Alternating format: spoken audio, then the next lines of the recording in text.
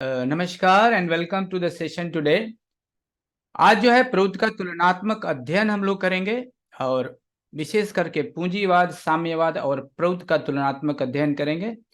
पूंजीवाद इसको हम सेल्फ सेंटर्ड आइडियोलॉजी कहते हैं, साम्यवाद which is matter centred ideology तथा प्रौद्ध which is God centred ideology का तुलनात्मक अध्ययन आज का विषय रहेगा। And we will try to have finish it today. So पूंजीवाद विच वी कॉल कैपिटलिज्म, आत्म केंद्रित दर्शन, सेल्फ सेंटर्ड आइडियोलॉजी। इसकी परिभाषा एक लाइन में समझ लेते हैं। दैट पूंजीवाद एक ऐसी अर्थव्यवस्था है जहां व्यक्तिगत स्वार्थ के लिए अधिक से अधिक मुनाफा, प्रॉफिट कमाने के उद्देश्य से व्यक्तिगत स्वामित्व के अधीन उत्पादन के साधनों का और धन के वितरण का नियंत्रण किया जाता है, and that is called capitalism और पूंजीवाद। यह पूंजीवाद विशेष करके स्वार्थी एवं मुनाफा कमाने की प्रवृत्ति से परिचालित व्यवस्था है। आज selfish profit oriented economic system exists today and prevailing all across the world. कुछ व्यक्तियों के हाथों में धन का सिमटाव, इंडिविजुअल्स ओनरशिप ऑफ प्रॉपर्टी या concentration of wealth in the hands of a few, which we are realizing today. धन के संग्रह, उपभोग एवं हस्तांतरण का अधिकार, that is right to acquire private property, enjoy it and transfer it. मनुष्य जो है आज कैपिटलिज्म के हाथ में उपभोग वस्तु की तरह बनकर रह गया है। यह इसका एक पहलू है जो कि जैसा धनाढ्य लोग मान लो कि कोई जुआ खेलते हों, जैसे सट्टा बाजार है, where rich becomes richer and poor is becoming poorer. I'm trying to count the what पूंजीवाद ingredients we are observing in society today. तो पूंजीवाद में गरीब अमीरी की खाई बढ़ती है जो आज है, बेरोजगारी बढ़ती है, मुद्रास्फीति, मुद्रावरोध व आर्थिक मंदी को हम लोग हमेशा बीच बीच में फेस करते हैं, और विलासिता के जाल एवं भोग लिप्सा में फंसकर मनुष्य जीवन की गतिशीलता खो बैठता है, क्योंकि एमलेस मनुष्य हो जाता है। Purpose of life is missing even if you are a very what you call विलासिता में, यानी कि बहुत धन भी आपके पास है, then you become aimless, the very purpose of life is not there. तो संपत्ति से व्यक्ति के व्यक्तित्व एवं प्रतिष्ठा तथा अच्छा बुरा होना आज आंका जाता है। आज जिसके पास जितना पैसा है हम बोलते हैं उनके बड़े आदमी हैं। I mean without thinking even a second thought, जो पैसे वाले हैं आज समाज में उन्हीं को हम कहते हैं कि ये बड़े आदमी हैं। सो संपत्ति से व्यक्ति के व्यक्तित्व का या उसकी प्रतिष्ठा तथा अच्छा बुरा होने का आकलन आज किया जाता है। और जहां तक गरीब देशों की बात है, प्राकृतिक संसाधनों एवं कच्चे माल जो रॉ मटेरियल्स हैं कि पूंजीपतियों द्वारा भयंकर शोषण होता है। If it is across the world, it is not particular country. तो पूंजीवाद प्रजातंत्र को अधिक पसंद करता है। हम लोग स्टडी कर चुके हैं, political democracy is a very beautiful tool for capitalism, क्योंकि उनको पॉलिटिक्स में अपने मन की सरकार को स्थापित करने की काफी प्रवृत्ति रहती है, और ऐसा वो कर पाते हैं क्योंकि उनके पैसे का वर्चस्व रहता है। शोषण को ढके रहने के लिए कई बार वो रिलीजन का व्यवहार को भी दिखाते हैं, that we are very I mean religious. और नैतिक और सांस्कृतिक अधःपतन तेजी के साथ होता है, जिसको आज आप समाज में देख सकते हैं। हर मनुष्य कहता है कि मतलब अब वो दिन नहीं रहे जो पहले थे। ऐसा क्यों है भाई? तो कुछ तो है, तो यही है कि नैतिक और सांस्कृतिक अधोपतन तेजी के साथ हो रहा है। रुपया कमाने के उद्देश्य से अर्थव्यवस्था में अनहेल्दी कंपटीशन होता है, इसको बोलते हैं cut throat competition, which is not very healthy. यहां पर बात आ रही है कि is survival of the fittest की बात है, but we I mean there should be as a human being live and let live, that should be the उद्देश्य ऑफ लाइफ। तो ट्रेड यूनियंस, इनकी कुछ पॉजिटिव बातें भी हैं, जिसके इन्होंने ट्रेड यूनियन, श्रमिक संघों की भागीदारी को स्वीकार करते हैं, और ये बहुत दिन बाद हुआ है, काफी लड़ाई के बाद हुआ है। So material incentive for greater benefits, जो लोग अच्छा काम करते हैं, इनकी प्रोडक्टिविटी में इम्प्रूवमेंट करते हैं, उनको ये लोग मैटेरियल इंसेंटिव भी देते हैं। और वेजेस डिफरेंशिएशन में भी विश्वास ये लोग करते हैं। आई मीन जो गुणी लोग हैं उनको कुछ ज्यादा देते हैं। और वैल्यू ओरिएंटेड इंटेलेक्चुअल्स जो मूल्य स्पंदित बुद्धिजीवियों को छोड़कर सभी तकनीकी स्पंदित तथा नीति स्पंदित, I mean technocrats and policy oriented बुद्धिजीवी पूंजीवाद के हक में काम करते हैं आज, जैसे इंजीनियर हो, राजनीतिज्ञ हो, इत्यादि इत्यादि। Extreme aggressive individualism, I mean आप ये समझ सकते हैं कि बहुत कुछ चंद अरबपति हैं जो कि ऑलमोस्ट 50% जो धरा की संपदा के मालिक हैं। तो ये हम किसी की एक कैपिटलिज्म एक जो सिस्टम है उस पे हम लोग प्रकाश डाल रहे हैं। औद्योगिक क्रांति की उपलब्धि को पूंजीवाद में रूपांतरण होना, इसका जन्म सही पूछे तो बरतानवी धरती पर ब्रिटेन में हुआ था, पर यह फूली फली अमेरिका में जाकर के। और यह एक सामाजिक, आर्थिक एवं राजनीतिक व्यवस्था है जहां उत्पादन के साधन, उद्योग, बैंक, प्राकृतिक संसाधन आदि का स्वामित्व व्यक्ति या प्राइवेट निगम होता है, जहां राजनीतिक व्यवस्था इन्हीं स्वामियों के हक में काम करती है और जहां नेचुरल इनकम उन्हीं के द्वारा निश्चित या स्थिर किया जाता है। और कामगारों की एक बहुत बड़ी तादाद उत्पादन के साधनों के स्वामित्व से इस प्रकार वंचित कर दिए जाते हैं कि वे मात्र वेतन भोगी वेज अर्नर्स बनकर रह जाते हैं, जिनकी जीविका, सुरक्षा और व्यक्तिगत स्वतंत्रता इन्हीं पूंजीपतियों के पूर्ण रूप से निर्भर रहती है। जो कहते हैं कि पूंजीपतियों के कृपा कटाक्ष पर ये निर्भर करते हैं। और पूंजीपति अपने व्यक्तिगत स्वार्थ या व्यक्तिगत भलाई के लिए पूरी व्यवस्था, जमीन, श्रम, उत्पादन संसाधनों का व्यापार के द्वारा नियंत्रण करते हैं। और पूंजीवादी मनोविज्ञान की उत्पत्ति निम्नलिखित तत्वों से होती है, जिनको आप फिंगर्स पे काउंट कर सकते हैं। लाइक पावर, सत्ता में बने रहने के लिए, जो स्वार्थ के लिए, सुरक्षा के लिए, अहंकार के लिए, लालच के लिए, अपने आप को प्रतिष्ठित करने के लिए, और धन से मानसिक सुख की प्राप्ति के लिए। एक तरह की बीमारी है। तो पूंजीवादी व्यवस्था में शोषण 3 स्तरों में होता है। भौतिक स्तर में भी होता है, मानसिक स्तर में भी होता है शोषण, और और आध्यात्मिक स्तर में भी शोषण होता है। तो पूंजीवाद तर्क प्रस्तुत करता है, इनके एक लॉजिक रहता है। जब आप क्रिटिसाइज करेंगे तो इनसे सुना जाता है कि पूंजीवाद तर्क प्रस्तुत करता है कि बुद्धि एवं परिश्रम से कोई भी व्यक्ति कितना भी संपत्ति आहरण कर सकता है। ये उनका कहना है कि यदि बुद्धि हो और आप परिश्रम कर सकते हैं तो आप भी धनी बन सकते हैं, कोई भी बन सकता है। लेकिन पूंजीवाद को यह पता नहीं है कि यह जो मेंटल डिजीज है, क्योंकि भौतिक संपदा सीमित है। This is the fundamental point which people try to ignore it.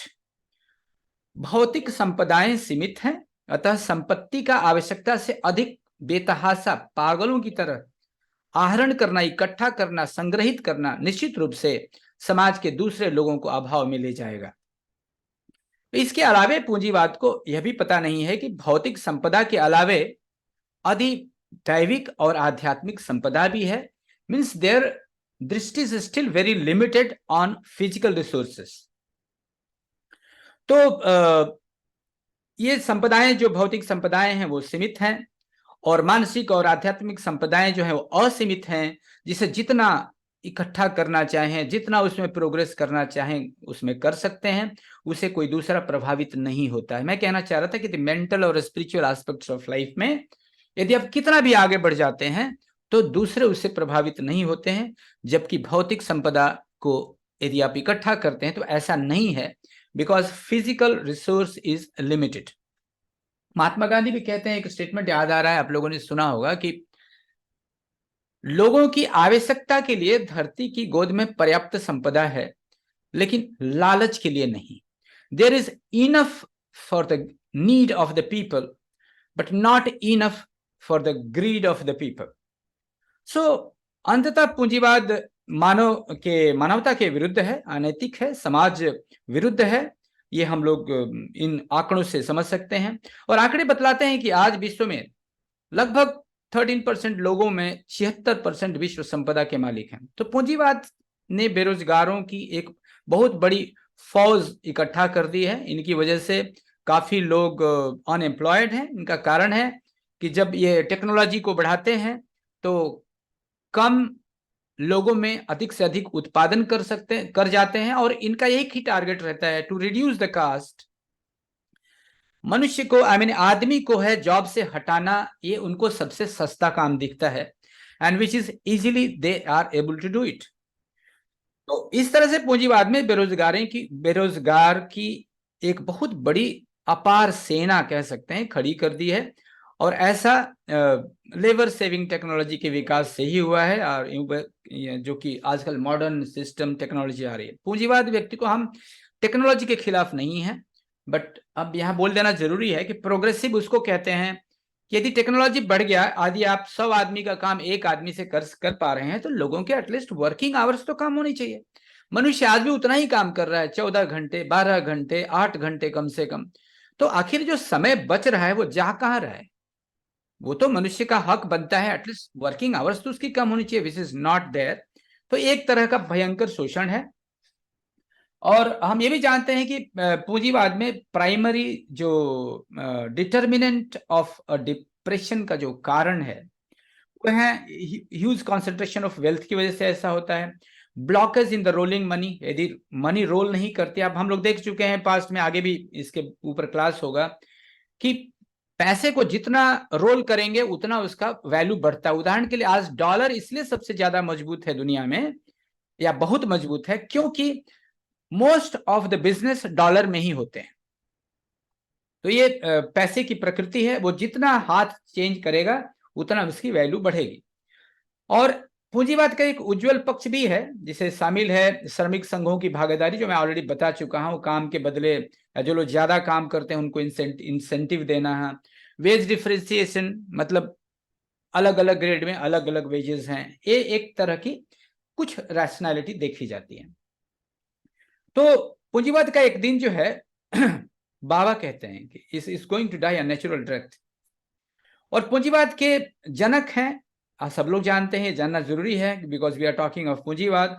तो आदम स्मिथ हैं, और इसका जो पर्पस है, अपने सुख और स्वार्थ के लिए धन को असीमित संग्रह करने की पूरी छूट होती है इसमें। तो पूंजीवाद का एक ही लक्ष्य है, भौतिक विकास। अतः इसमें मानव मन की जो बहिर्मुखी गति है, एक्सट्रोवर्शियल मूवमेंट ऑफ माइंड, जबकि पूंजीवाद जो है इंटेलेक्चुअल या मेंटल डेवलपमेंट और स्पिरिचुअल डेवलपमेंट की पूर्णतः उपेक्षा करता है। जिसको आप मेंटल डेवलपमेंट के लिए पढ़ाई लिखाई करते हैं, वो अपने इंडस्ट्री में लोगों को उपयोग करने के लिए ही, चाहे वो मैनेजमेंट की पढ़ाई हो, चाहे वो इंजीनियरिंग हो, चाहे whatever you can think. तो ये in true sense of the term education बहुत ब्रॉड सेंस है, and we are thinking a very limited in terms of education. अतः इससे लैक ऑफ इंटरनल मूवमेंट है, तथा इससे मूवमेंट टुवर्ड्स ह्यूमन गोल, जो मनुष्य का उद्देश्य क्या होना चाहिए, इस समझ का अभाव है। और यह फिजिको साइकिक से ही संबंधित है, बस इससे ज्यादा नहीं। तो पूंजीवाद पहुंच जो है, यदि हम अपनी आध्यात्मिक लैंग्वेज में बात करें, तो हम जानते हैं कि मनुष्य के 5 कोष होते हैं। यदि मेंटल लेवल की बात करते हैं, मेंटल एक्सपेंशन की बात करते हैं, तो अन्नमय कोष, मनोमय कोष, अतिमानस कोष, विज्ञानमय कोष और हिरणमय कोष। ये 5 कोषों से बना हुआ पंचकोशात्मक जैवी सत्ता, जो आप लोगों ने सुना होगा, आनंद सूत्र में एक श्लोक है। तो मनुष्य का अस्तित्व जो है इन्हीं 5 कोषों में है, जबकि पूंजीवाद में अन्नमय, काममय और अधिक से अधिक मनोमय कोष तक ही इनकी सीमाएं हैं, जिसमें सोच सकते हैं। पूंजीवाद में जो कहते हैं कि जो शांति आपको दिख रही है वो तामसिक शांति है। मौका मिलते ही लगता है कि लोग फूट पड़ेंगे। तो ये जो शांति है, ये इसे जहां की पाप शक्ति फिर उठाकर चलते हैं, ये इसको शांति आप नहीं कह सकते। और पूंजीवाद का जो ये कह सकते हैं, जो हमारे लैंग्वेज में, प्रौद्योगिकी की लैंग्वेज में, दैट निगेटिव माइक्रोवाइटा का सुविधाजनक क्षेत्र है। और पूंजीवाद का जो मुख्य किताब है वो है वेल्थ ऑफ द नेशन, या दास कैपिटल जिसको कहते हैं। यह बुद्धि या तर्क से प्रचालित दर्शन है, न कि विवेक से, ये ध्यान रखने की बात है। तो इसका जन्म स्वार्थ, सुखवाद, मुनाफाखोरी और औद्योगिक क्रांति के परिणाम स्वरूप हुआ था। इसका एक ही आयाम है और that is base of economy है, और वो है अधिक से अधिक धन कमाना। पूंजीवाद मनुष्य को इट मेक्स बेगर। पूंजीवाद समाज में दो ही वर्ग समझता है, एक धनी वर्ग है, एक गरीब वर्ग है। इनके अलावा इनके यहाँ कोई पार्टीशन नहीं है। तो ये रहा, जैसे आई वांटेड टू से कि what capitalism indicates in society today, जो कि दिख रहा है। साम्यवाद तो हम लोग जानते हैं कि साम्यवाद जो है वो आज धरती पे सत्य रूप में जैसे था वैसे नहीं है, और दिखावे के लिए है, जबकि वो कैपिटलिज्म का ही फॉलो करते हैं अपने यहाँ जो आर्थिक व्यवस्था है लिटरली। तो साम्यवाद कहता है कि man is a economic being, अर्थात मनुष्य का एक आर्थिक प्राणी है। Sorry, we are here, yes, पूंजीवाद we have studied and now we are going to साम्यवाद, कम्युनिज्म। तो इसकी परिभाषा एक लाइन में है कि साम्यवाद, या इसको मार्क्सवाद भी कहते हैं, एक भौतिकवादी राजनीतिक अर्थव्यवस्था है जो सबके मध्य समान वितरण का एक स्वप्नदर्शी अव्यवहारिक आदर्श प्रस्तुत करता है कि सब लोग समान हैं, सब लोगों को बराबर मिलना चाहिए। सर्वहारा के तानाशाही की तथा वर्गहीन और राज्य विहीन यानी कि समाज विहीन व्यवस्था की वकालत करता है, जो कतई संभव नहीं है। समाज एक प्राकृतिक नियम के अनुसार बनता है। और दूसरी बात है कि साम्यवाद कहता है कि man is a economic being, मतलब एक मनुष्य को एक अर्थ की तरह ही देखता है, उससे ज्यादा वो नहीं देखता है। तो आर्थिक शक्ति जो है, इकोनॉमिक फोर्स जो है, समाज को मार्गदर्शन करती है, उसका ऐसा कहना है। साम्यवाद के लिए पदार्थ, मैटर और भौतिक वस्तुएं जीवन का परम लक्ष्य हैं।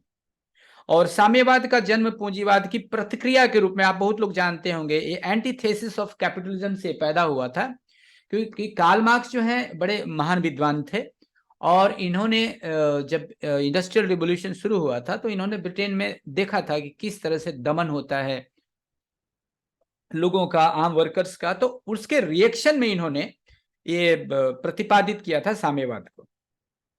तो ये समझ लें कि साम्यवाद का जन्म ही पूंजीवाद की प्रतिक्रिया स्वरूप हुआ था, एंटीथेसिस के रूप में हुआ था कैपिटलिज्म के।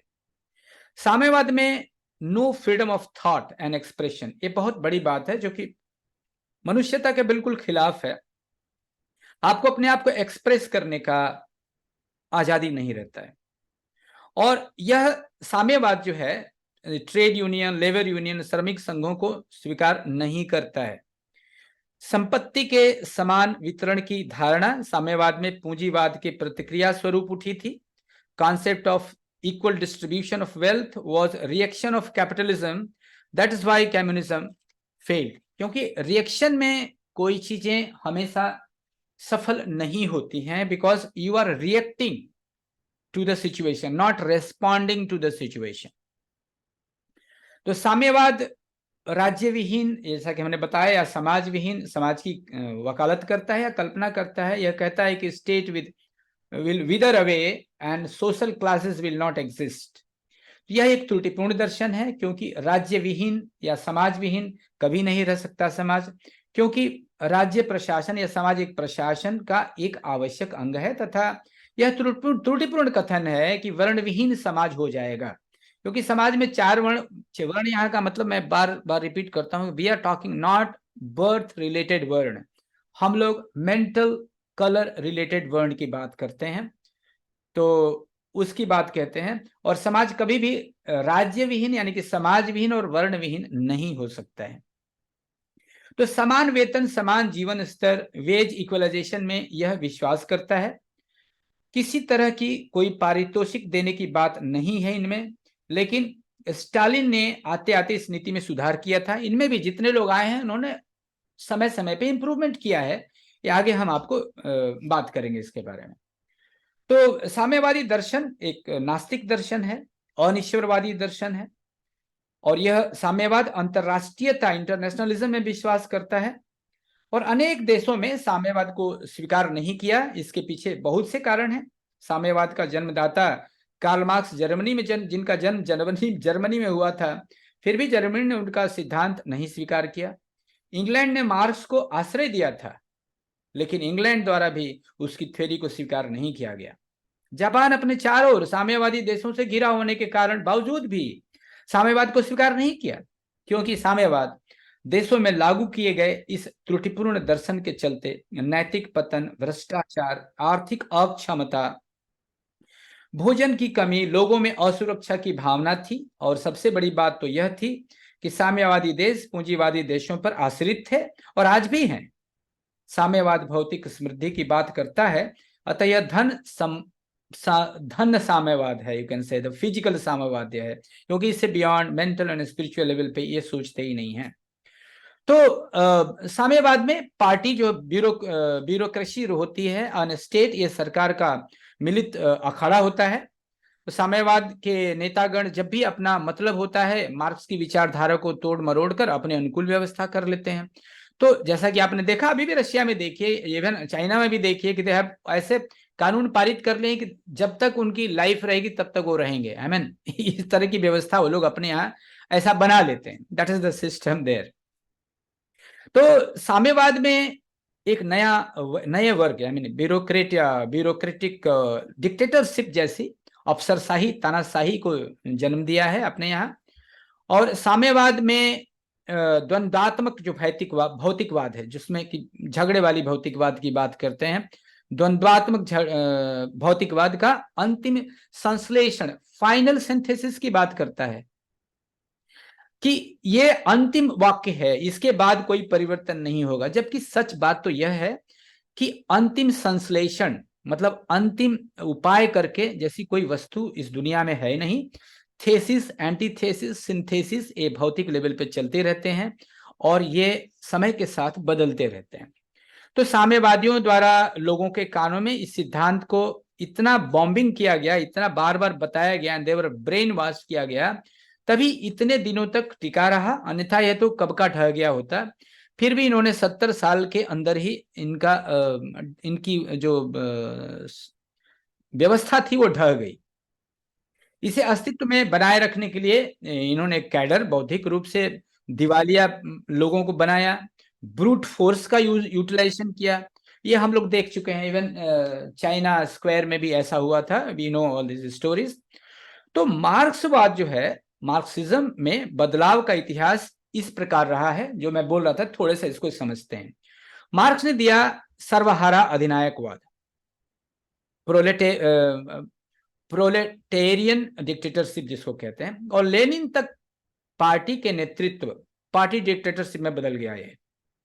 और फिर उसका रूप बदल कर हो गया स्टेट कैपिटलिज्म, है ना, राज्य पूंजीवाद। इसके पश्चात पार्टी डिक्टेटरशिप आ गई, जो कि चलता रहा। और स्टालिन इसके बाद आते हैं और समय व्यतिक्रम के अधिकार अधिनायकवाद में बदल गया, यानी डिक्टेटरशिप ऑफ इंडिविजुअल। देखिए how it is changing, I mean very frequently. फिर आपने जानते, बहुत फेमस थे, क्रुश्चेव हुए थे रशिया में, तो वो कहते थे कि तुम दुनिया पर राज करोगे, ऐसी भावना भरते थे। अतः यहां पर आकर साम्यवाद साम्राज्यवाद का एक घिनौना संस्करण बन गया था at the time of Khrushchev. इसके बाद आते हैं लास्ट में, आप जानते हैं, मिखाइल गोर्बाचोव के समय यूरो कम्युनिज्म का जन्म हुआ, जो संपत्ति के अधिकार, राइट टू प्रॉपर्टी तथा सिस्टम ऑफ इंसेंटिव बोनसेस को लागू कर दिया गया। देखिए ये भी परिवर्तन होने लगे और फाइनली तो वहां पर कम्युनिज्म रहा ही नहीं। ये सब हम लोग जानते हैं, नाम के लिए कम्युनिज्म है वहां पर। द फैक्ट इज कि they are the part of capitalism. तो साम्यवाद के लिए एक कठोर दर्शन है, जो इसमें काफी रिजिडिटी है, सोचने पर क्या कहते हैं, स्वतंत्रता नहीं है, अपने विचार व्यक्त करने की स्वतंत्रता तक नहीं है। तो साम्यवाद का इतिहास एक रक्त रंजित इतिहास रहा है, सत्ता हथियाने के नाम पर। स्टालिन ने उन्हीं लोगों की हत्या कराया जो सत्ता हथियाने में लेनिन का साथ दिया था। तो इसमें लाखों लाख लोगों की हत्या हुई थी और अब तक का ये सबसे बड़ा नरसंहार कहा जाता है। और लोगों के अनुमान करते हुए कहा कि रूस को बदलना कठिन है, किंतु ठीक उल्टा श्री प्रभात रंजन सरकार ने कहा यहां सबसे पहले बदलाव आएगा, क्योंकि जो स्ट्रक्चर जितना टाइट होता है, कठोर होता है, अनफ्लेक्सिबल होता है, नियम के अनुसार वह उतनी ही जल्द टूट जाता है। इसलिए प्रोउत ने अपने 5वें सिद्धांत, जो हम लोगों का मूल सिद्धांत में से जो 5वां सिद्धांत है, जो 16th सूत्र है, वो फ्लेक्सिबिलिटी की बात करता है। हम लोग कंपैरिजन कर रहे हैं, जहां सूत्र में कहता है कि देश काल पात्र ही उपयोग परिवर्तन ते उपयोग प्रगतिशीला भयो। जो हमारा जो उपयोग है संसाधन का, चाहे हम तो 3 संसाधन की बात करते हैं, भौतिक, मानसिक और आध्यात्मिक संसाधन की, तो ये जो संसाधन है ये समय के साथ इनमें परिवर्तन भी होता रहेगा। So Prout is flexible if you compare with Marxism. अंत में कैपिटलिज्म तथा कम्युनिज्म को देखते हुए कहना पड़ता है कि capitalism and communism have polluted the air, water and environment. In this place, loving world, by nature human being are peace loving. मनुष्य जो है स्वभावतः जो है शांति चाहता है, खुशी चाहता है, और इनकी वजह से क्या हो गया है, it is the capitalism and communism that have cause a 2 world Wars, जिनकी वजह से 2 वर्ल्ड वॉर हो चुके हैं। और आज भी जो स्थिति चल रही है 3rd वर्ल्ड वॉर से स्ट्रिक्टली नकारा नहीं जा सकता है। So many other sanguine battles, बहुत सारे जो बैटल्स चल रहे हैं, आज भी चल रहे हैं छोटे छोटे रूप में, और वो बिल्कुल इन्हीं की वजह से चल रहे हैं, इन 2 विचारों की वजह से चल रहे हैं। So both these systems have created suppression, repression and oppression in the minds of the people across the world. तो इस प्रकार साम्यवाद में अनेक त्रुटियां हैं। इसमें मन की बहिर्मुखी गति होती है, वही गति कैपिटलिज्म में भी होती है। इसमें जो शांति कभी दिखती भी है तो वो हम लोग उसको तामसिक शांति कहते हैं। वो कभी भी मौका मिलने से वो तुरंत अशांति में परिवर्तित हो जाएगी, और ये कभी कभी हम लोग देखे भी हैं। और इन ऐसी व्यवस्था में पापी लोग सिर उठाकर चलते हैं, और यह ऋणात्मक, जैसा हमने पहले भी बताया कि नेगेटिव माइक्रोबाइटा का क्षेत्र है। यह पूर्णतः बुद्धि या तर्क से परिचालित दर्शन है, जबकि हम जानते हैं कि यह विवेक से परिचालित नहीं है। ध्यान रखिएगा, तर्क और बुद्धि और विवेक में अंतर है। तो ये विवेक इसका समर्थन नहीं करता है। अतः यह अवैयक्तिक है, इरैशनल है, और इसीलिए इसकी अस्वाभाविक मृत्यु घटित हो चुकी है। So this was a brief short में about capitalism and communism, पूंजीवाद और साम्यवाद के बारे में। Now we will come, because today people feel that some alternate is required, क्योंकि nobody is secure, nobody is safe, nobody is peaceful। तो हर व्यक्ति समझता है कि किसी तीसरी चीज की आवश्यकता है। तो प्रोउत एक ऐसा दर्शन बन के सामने आया है जिसके बारे में हम लोग थोड़ा जानेंगे और इसको कंपेयर करेंगे पिछले 2 दर्शन जो आज एग्जिस्ट कर रहे हैं। तो ये जो प्रगतिशील समाजवाद भी इसको लोग कहते हैं, जो प्रगतिशील उपयोग तत्व है, प्रोग्रेसिव सोशलिज्म भी कहते हैं, ईश्वर केंद्रित दर्शन है, क्योंकि ये ईश्वर को आधार मान करके चलता है। ये मान करके चलता है कि मनुष्य का जो अंतिम लक्ष्य है, इसमें कुछ शब्द में मैं ब्रीफ कर दूं कि ये जो 16 सूत्र हैं जो आपके सामने हैं, यही इनका प्रिंसिपल है। और इस प्रिंसिपल के आधार पे पॉलिसीज जो हैं वो समय समय पर बदलती रहते हैं, based on a time, place and person. और लेकिन उसका आधार जो है वो यही 16 सिद्धांत हैं, जो सामाजिक सिद्धांत है, अर्थनैतिक सिद्धांत है, और 5 फंडामेंटल प्रिंसिपल्स हैं, लास्ट के 5 सूत्र। तो इसको हम समझेंगे। तो प्रोउत के 16 जो सिद्धांत पर आधारित ये दर्शन है प्रोउत, जिसमें 1 से 7 के जो सिद्धांत हैं वो समाज चक्र का सिद्धांत है, समाज के बारे में बताता है कि समाज किस तरह से आगे बढ़ता है। और 8वें सूत्र से 11वें सूत्र तक का जो सिद्धांत है वो सामाजिक आर्थिक सिद्धांत है। और 12 से 16 तक, यानी कि जो लास्ट 5 सूत्र हैं, उनको हम कहते हैं 5 फंडामेंटल प्रिंसिपल्स ऑफ प्रोउत, प्रोउत के 5 मूलीभूत सिद्धांत। तो ये 3 भाग में इसको हम बांट सकते हैं। 1 से 7 जो है प्रोउट्स प्रिंसिपल ऑफ सोशल साइकिल, और सूत्र 8 से 11 जो 4 सूत्र हैं वो socio economic principles of Prout, और सूत्र जो 12 से 16 हैं they are the 5 fundamental principles of Prout. So the progressive socialism या अप्रोच जो है हैज थ्री फोल्ड अप्रोच। क्या थ्री फोल्ड अप्रोच है? सोशियो इकोनॉमिक अप्रोच है जो कि प्रौथ है, साइको इंटेलेक्चुअल अप्रोच है जो कि नव्य मानवतावाद है। परमात्मा बाबा इसको एक पूरी किताब लिखते हैं इस पर कि बुद्धि की मुक्ति नव्य मानवतावाद, मतलब आज जो बुद्धिजीवी हैं उनको भी अब इंटेलेक्ट को लिबरेट करने की जरूरत है क्योंकि they are also quite dogmatic. तो जो स्पिरिचुअल इंट्यूशनल अप्रोच है, इनका जो तीसरा अप्रोच है वो स्पिरिचुअल अप्रोच है और वो जो है साइको स्पिरिचुअल अप्रोच है। तो इस तरह से हम समझ गए कि प्रोग्रेसिव सोशलिज्म जो है प्रौथ है, इसको ये प्रोग्रेसिव कहता है इसलिए कि तीनों पार्ट को लेके चलता है। Socio economic part which is अस्थि के लिए जरूरत है, अस्तित्व के लिए, देन साइको इंटेलेक्चुअल पार्ट जिसको हम न्यू ह्यूमनिज्म में देखते हैं, और साइको स्पिरिचुअल पार्ट जो कि आध्यात्म है। तो तीन तत्व समाज के समूह मनोधारा को दिशा निर्देशित करते हैं, ये हम लोग जानते हैं। ये कहता है कि मनुष्य का अस्तित्व जो है वो त्रिस्तरीय है या ट्राइफेरियस है। जैसे कि अस्थि, भांति और आनंदम आपने सुना होगा। अस्थि मतलब जिस चीज के ऊपर मनुष्य का अस्तित्व निर्भर है, उसका स्वस्थ शरीर कैसे रख सकता है, इसके लिए अस्थि की आवश्यकता है। और भांति का तो बाबा ने कहीं एक्सप्लेनेशन किया, आप लोग जरूर पढ़े होंगे कि क्या बोलते हैं, 6 जो spokes of the social cycle जो बाबा देते हैं, उसमें जो पहला है वो है आध्यात्मिक फिलॉसफी, स्पिरिचुअल फिलॉसफी, जिसको कि हम आध्यात्मिक दर्शन कह सकते हैं, जो कि हमारा आनंद सूत्रम है और आइडिया एंड आइडियोलॉजी है। इसके बाद आता है स्पिरिचुअल कल्ट, साधना की जो पद्धति है।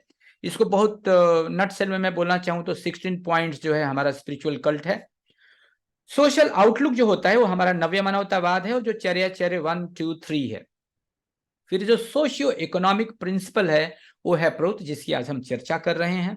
और स्क्रिप्चर्स जो हमारा है वो है आनंद सूत्रम और इस तरह की किताबें जो मनुष्य को आध्यात्म की तरफ प्रेरित करती हैं। और छठा है परसेप्टर, मतलब इसके जो प्रतिपादक हैं वो हैं हमारे गुरुदेव। तो इस तरह से जो समाज के इस हजारों वर्ष स्थिर रहने के लिए जो रसद होती है उसको कहते हैं 6 स्पोक्स ऑफ सोशल साइकिल। और इसके अभाव में ही कितनी सभ्यताएं आई और चले गई। तो ये जो सभ्यता है इन 6 स्पोक्स से संगठित है, इसलिए ये हजारों वर्ष तक चल सकती है, ऐसा कहना है। तो इसके बाद जो है अस्थि, भांति होगी, इसके बाद है आनंद, ब्लिस। तो तीनों जो पहलू है इसको लेकर के प्रौथ की रचना हुई है। तो प्रौथ जो है मनुष्य का मनोवैज्ञानिक जो रिक्वायरमेंट है उसको समझकर इसका प्रतिपादन किया गया है और यह समस्त प्रकार से शोषण का विरोधी है। एक जगह आई यूजुअली कोट, बाबा कहते हैं कि दो Prout is against all kind of exploitation, Prout जो है हर तरह के शोषण के खिलाफ है, परंतु क्योंकि मनुष्य का अस्तित्व सबसे महत्वपूर्ण है और आज पूरे विश्व में गरीबी और बेरोजगारी चरम सीमा पर है, इसलिए मेरा पहला प्रायोरिटी है, मेरा वरीयता है कि जो फिजिकल लेवल पे एक्सप्लॉयटेशन है, आर्थिक लेवल पे एक्सप्लॉयटेशन है, ये हमारी प्रायोरिटी है। तो व्यक्तिगत अधिकार एवं सामूहिक हित के बीच जो सुखद समन्वय की बात यह करता है। यहाँ तो अभी क्या है कि इंडिविजुअल प्रोग्रेस जो है उसी को लोग प्रोग्रेस कहते हैं, लेकिन नहीं, वह प्रोग्रेस नहीं है जिसके इंडिविजुअल प्रोग्रेस की वजह से समाज का अहित होता हो। That is not the progress. तो मानव समाज को एक और अविभाज्य मानता है, ये इसकी विशेषता है। इसलिए यह दर्शन सर्वजन हिताय सर्वजन सुखाय पर आधारित है, ये आप लोग जानते हैं। लास्ट में एक श्लोक है कि व्हाट इज दिस, प्रगतिशील उपयोग तत्वमिदम सर्वजन हितार्थम सर्वजन सुखार्थम प्रचारितम।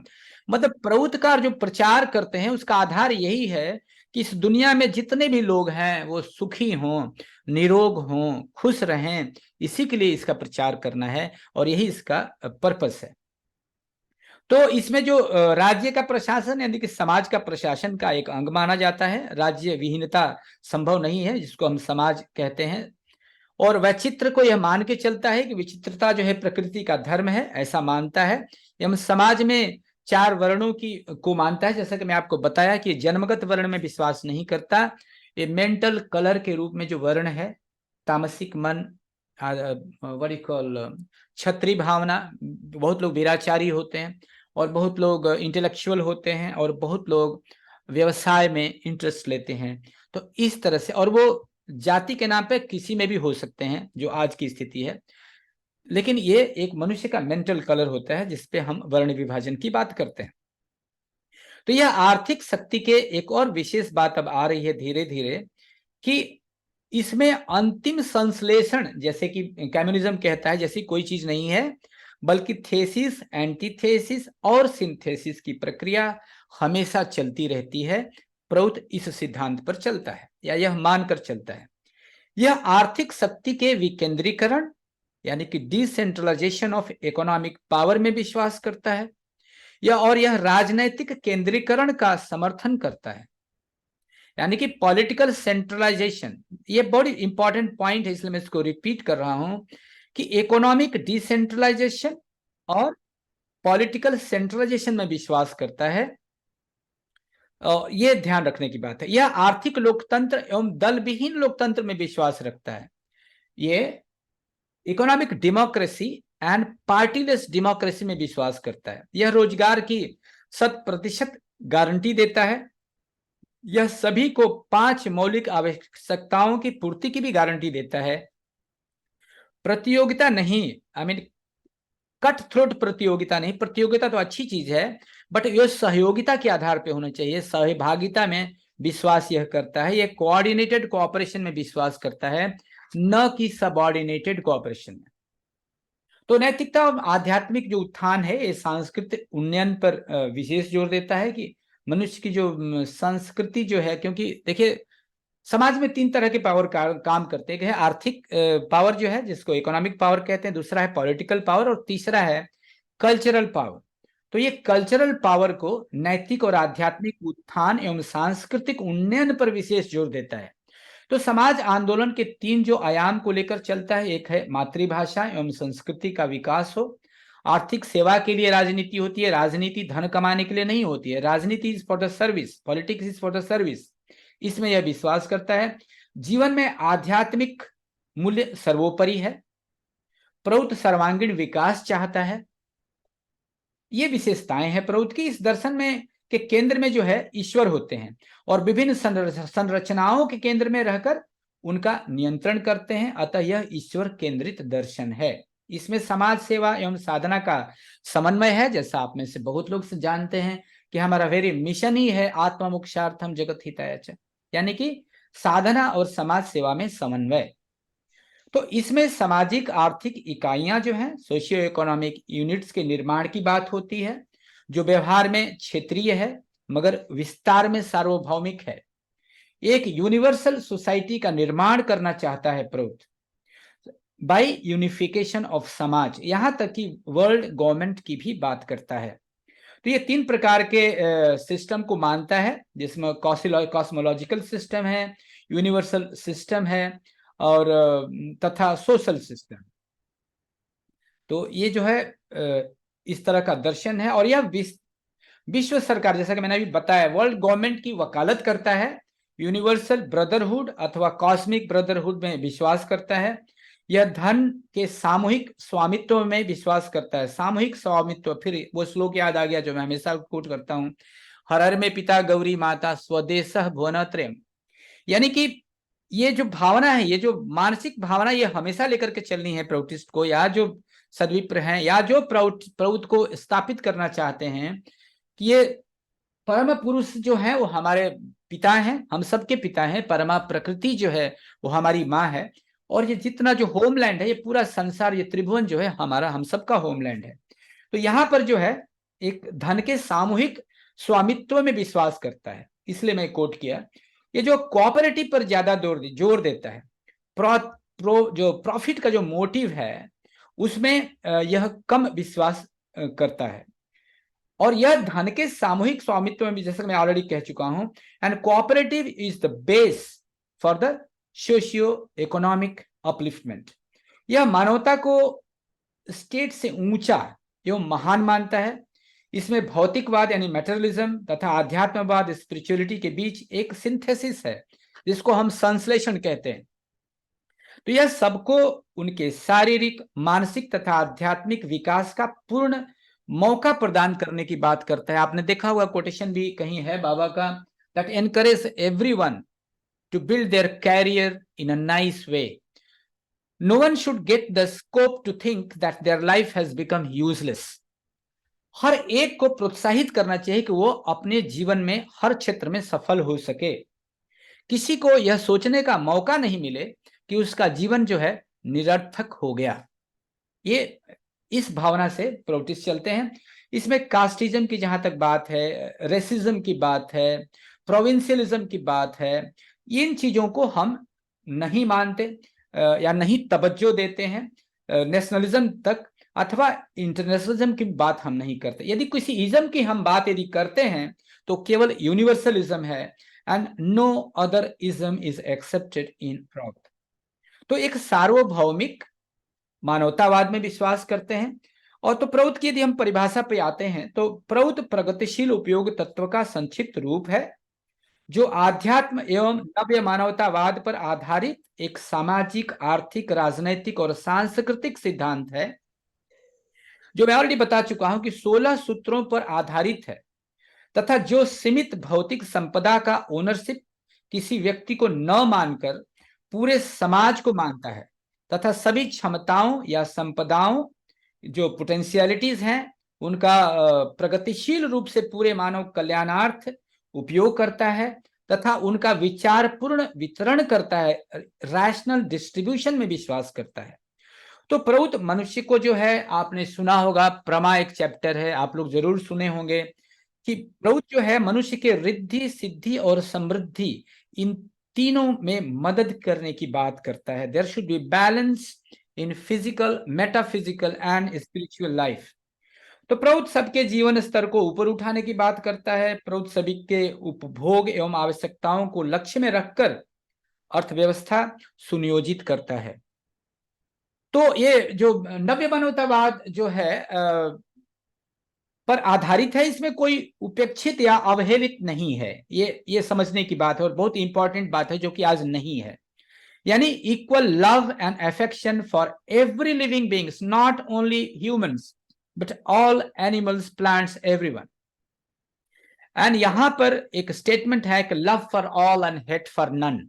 ये जो स्टेटमेंट है इसको लेकर के चलता है।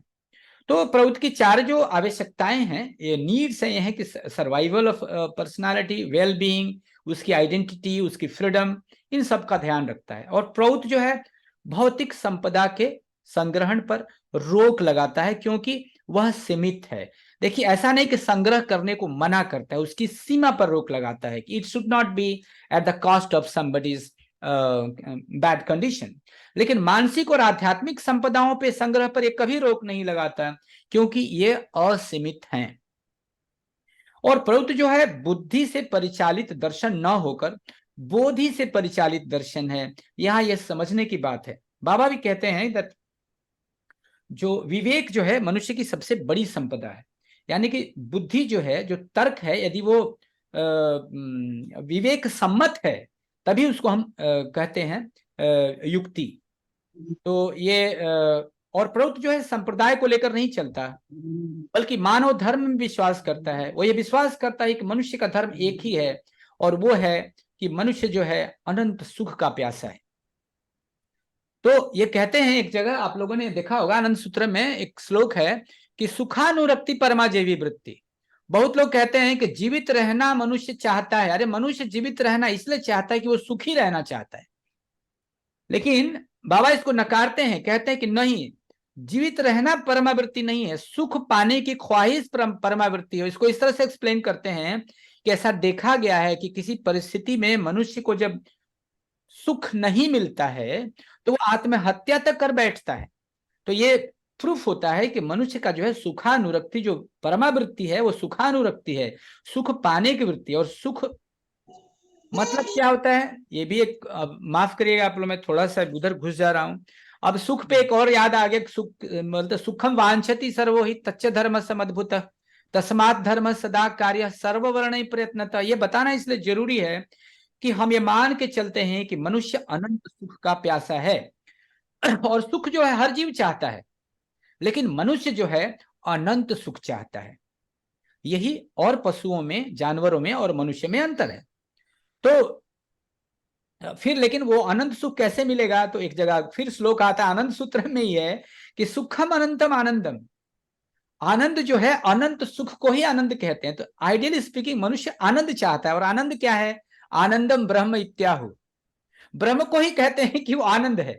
इसलिए ब्रह्म संप्राप्ति ही जो है वो मनुष्य का धर्म है। ये मैं नटसेल में बताना चाह रहा था। दैट इज व्हाई आई टूक हेल्प ऑफ फ्यू श्लोकास। तो जो प्रौध के जनक हैं वो हैं श्री प्रभात रंजन सरकार। और प्रौध जैसा कि मैं बताया कि मानव धर्म को लेकर काम करता है, संप्रदाय में विश्वास नहीं करता प्रौध, बट हम सबका आदर करते हैं। ऐसा नहीं कि हम किसी की अवहेलना करते हैं।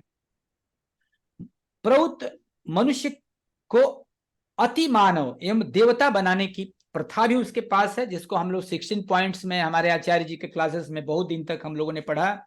और उसे एक मनुष्य जो है, बल्कि यूं कहें कि बाबा तो कई जगह बोलते हैं कि आज समाज में मनुष्य के रूप में दानवों की संख्या बहुत है। तो ये 16 पॉइंट ऐसा है कि पहले तो दानव को मानव बनाता है, फिर मानव को अति मानव बनाता है, फिर उसको देवता बनाता है, भगवान भी बना सकता है। ये आपका जो पैकेज है 16 पॉइंट्स में, उसमें इतना दम है। तो इससे बड़ी और कृपा परमात्मा क्या कर सकते थे? तो प्रौध कहता है मनुष्य एक आध्यात्मिक प्राणी है, यह मनुष्य दैव पुत्र है।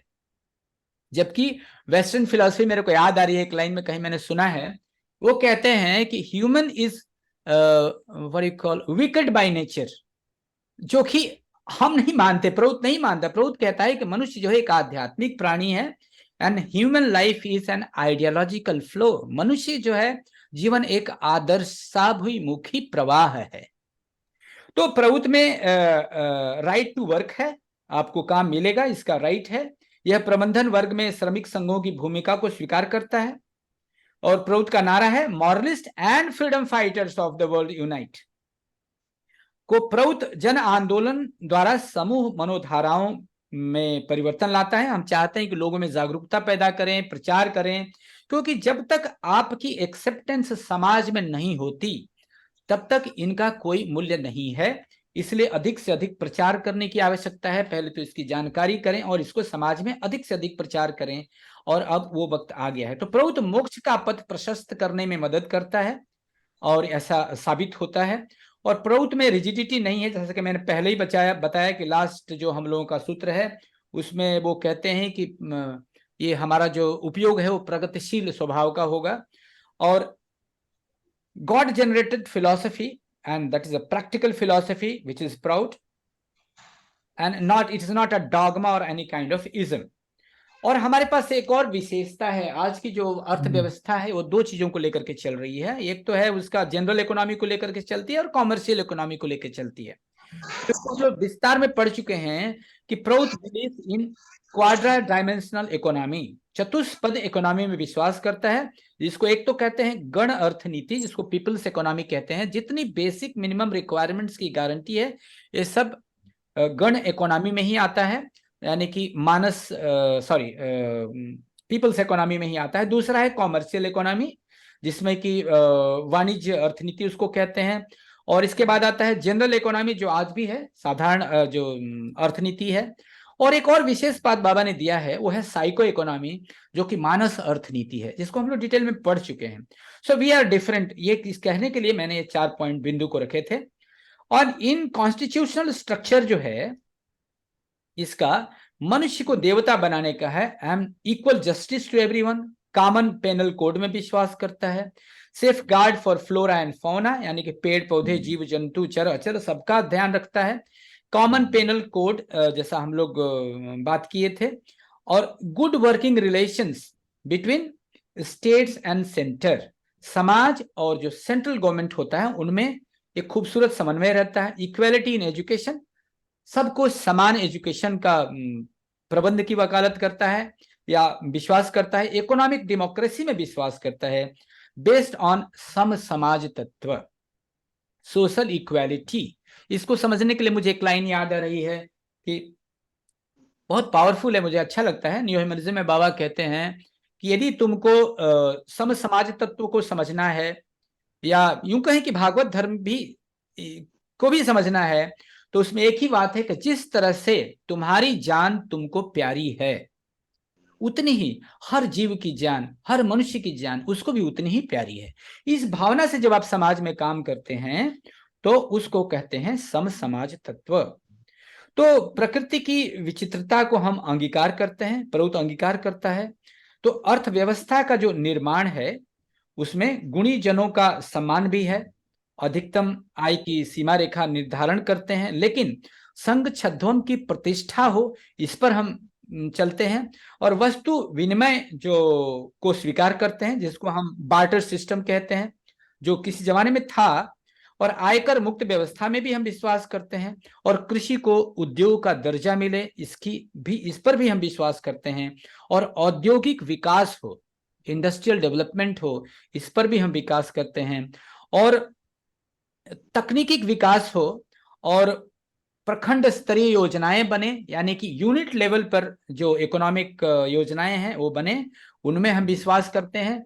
और टेक्नोलॉजी के साथ साथ वी आर प्रोग्रेसिव, तो हम इसको प्रोग्रेसिव कहते हैं। जैसा कि मैं I think I am repeating, बीच में मैंने बोला था, यदि टेक्नोलॉजी के साथ मान लीजिए एक जगह 100 व्यक्ति काम कर रहे थे, वहां पे हाई टेक्नोलॉजी के अनुसार उतना काम यदि हम 10 व्यक्ति में ही कर सकते हैं, लेकिन हमको उसमें 90 आदमी को हटाना नहीं है। This is not the progressive style. Progressive says कि सब जॉब में रहते हुए उनकी वर्किंग आवर्स को घटा दिया जाए और वो सारे सारे अपने जॉब में एज इट इज रहें, and this is the progressive way of using the technology.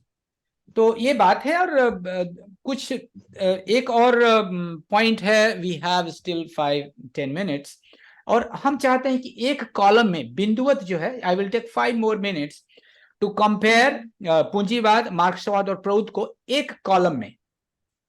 तो पूंजीवाद का जन्म हम जैसा अभी पढ़े, स्वार्थ से होता है, स्वार्थवादी लोग होते हैं। और मार्क्सवाद जो है पूंजीवाद के प्रतिक्रिया में इसका जन्म हुआ था, रिएक्शन में जन्म हुआ था, ये भी हम लोग बात कर चुके हैं। लेकिन प्रौद्ध क्या कहता है? मनुष्य एवं समाज की आवश्यकताओं के समाधान हेतु इसका जन्म हुआ है।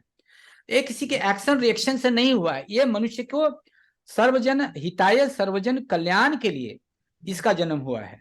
और दूसरा पॉइंट है, व्यक्तिगत पूंजी और भौतिकवाद पर आधारित है पूंजीवाद। मार्क्सवाद जो है भौतिकवाद एवं राज्य पूंजीवाद पर आधारित है, जबकि प्रौद्ध का आधार क्या है? आध्यात्म पर आधारित है। तो मनुष्य को हम समझते हैं पूंजीवाद कहा जाता है भिखारी बना देता है, और मार्क्सवाद जो है वो मनुष्य की स्वतंत्रता का हनन करता है, यानी कि उसको जानवर बना देता है। He don't have any right to speak और एक्सप्रेस। और मनुष्य को देवता जो बनाने का गुण है वो है प्रौद्ध में। तो एक और चौथे पॉइंट को कंपेयर करते हैं, व्यक्ति की जो शोषण करता है वो है कैपिटलिज्म, और हर तरह का शोषण करता है। और कम्युनिज्म में राज्य सरकार व्यक्ति का शोषण करती है, और प्रौद्ध में आर्थिक, सामाजिक, राजनैतिक, मनोभित्तिक हर प्रकार के शोषण से मुक्त करता है मनुष्य को। फिर आते हैं संपत्ति संग्रह की खुली छूट है कैपिटलिज्म में, हम सब जानते हैं। कम्युनिज्म में क्या है? संपत्ति संग्रह का छूट किसको है? कंट्रोल है, एब्सोल्यूट कंट्रोल जो है वो किसको है? वो है स्टेट को है। और प्रौद्ध में क्या है? यह निश्चित सीमा तक संपत्ति संग्रह की छूट सबको देता है, लेकिन रेस्ट्रेन्ड एक्यूमुलेशन की बात करता है। वो लगातार बढ़े तो सबके लिए बढ़े। तो फुल फ्रीडम इन डिस्ट्रीब्यूशन, आप जानते हैं कैपिटलिज्म तो फुल फ्रीडम देता है, जिसको जितना चाहे संग्रह कर लो।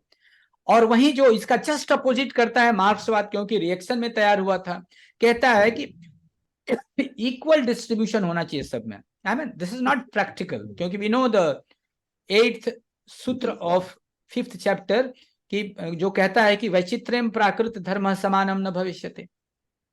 तो हम रैशनल डिस्ट्रीब्यूशन की बात करते हैं, और पूंजीवाद केवल भौतिक विकास की बात करता है और सीमित भौतिक विकास का समर्थन करता है, वो कम्युनिज्म। लेकिन व्यक्ति और समाज दोनों की प्रगति का पक्षधर है प्रबुद्ध, और शारीरिक, मानसिक और आध्यात्मिक तीनों विकास का समर्थक है। तो यहाँ कैपिटलिज्म में ध्येय है क्या? व्यक्तिगत लाभ, और सरकार को लाभ ध्येय है कम्युनिज्म में।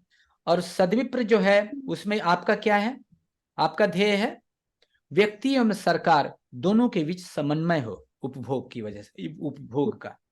तो इसमें पूंजीपति का शासन होता है, वहां सर्वहारा का शोषण होता है, और यहाँ पर सद्विप्रों की कल्याणकारी जो व्यवस्था है उसका यहाँ पर प्रीडोमिनेंस रहता है। ये इंटरनेशनलिज्म में विश्वास करता है, कम्युनिज्म भी इंटरनेशनलिज्म में विश्वास करता है, और हम यूनिवर्सलिज्म में विश्वास रखते हैं। तो ये सब आप देख चुके हैं, और just this was some basic comparisons. तो ये लोग प्रजातंत्र में विश्वास करते हैं, हम लोग अभी सुन चुके हैं कि प्रजातंत्र से इनको अपने अनुसार नियम बनवाने, अधिक से अधिक इकट्ठा करने, सुखभोग की वस्तुओं या कैपिटल इकट्ठा करने का मौका मिलता है। जबकि साम्यवाद जो है वो लोकतांत्रिक साम्यवाद में विश्वास करता है, और सद्विप्र का अधिनायकत्व प्रगतिशील समाजवाद है, और नैतिकता, आध्यात्मिकता में प्रगति होती है, और ये इसमें विश्वास करता है। तो ये एक कंपैरिजन था जो कि बहुत महत्वपूर्ण था। और still we have something, but I think it's a repetition. इसको हम पढ़ेंगे तो एक रिपीटिशन ही होगा, इसलिए मैंने एक और कॉलम बनाया था, उसको मैं नहीं लेकर चल रहा हूं। तो आप लोग, आज का विषय यही था, तीनों में कंपैरिजन करना। तो I think I have done my job and we have still few minutes. आपके मन में आज जो डिस्कशन हुआ इससे संबंधित यदि कोई प्रश्न है तो आप कर सकते हैं। आप सब लोगों को धन्यवाद। Thank you very much and नमस्कार। Yes, any question please. तो आज तो हमारे एपी सिंह दादा भी जुड़े हैं। नमस्कार दादाजी। Nice to see you after long time. Yes, तो और लोग, या दादाजी, आचार्य दादा, आचार्य कृष्ण सुंदरानंद दादा। नमस्कार दादाजी। नमस्कार दादाजी। There was no questions of raising any questions as you gave the class. But I want to add something in your that is important class. दादा। यस यस, हाँ बोलिए दादा। Yes. So, like as you said, that कि बुद्धि की मुक्ति के लिए नव्य मानवतावाद है, रैशनल डिस्ट्रीब्यूशंस हैं। जब समाज में भौतिक स्तर पर, मानसिक स्तर पर, आध्यात्मिक स्तर पर जब डिरेलमेंट हो जाता है, यस, उस डिरेलमेंट को फिर से रीस्टोर करने के लिए प्राउड के पास में बैलेंस पॉलिसी है, जिसको हम कहते हैं प्रमा, equilibrium and equipoise. Absolute absolute. भावना केवल, भावना केवल, भावना केवल, भावना केवल, भावना केवल, भावना केवल, भावना केवल, भावना केवल।